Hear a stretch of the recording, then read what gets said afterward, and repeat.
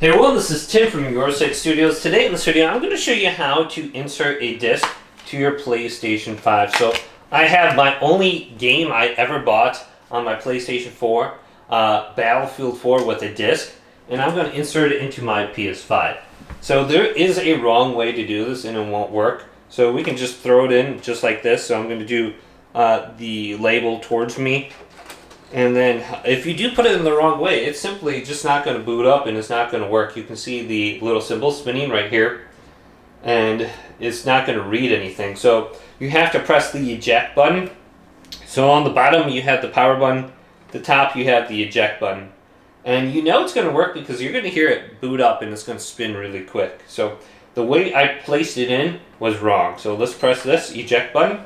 Now if the eject button doesn't work, you can go to the game and press options on it and it will eject it. So the correct way is the label in, the graphic, towards the center of the PlayStation. So let's do this right now. Place it in and see if it will read it.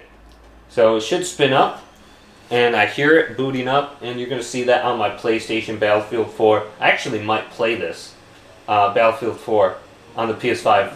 So it's downloading something.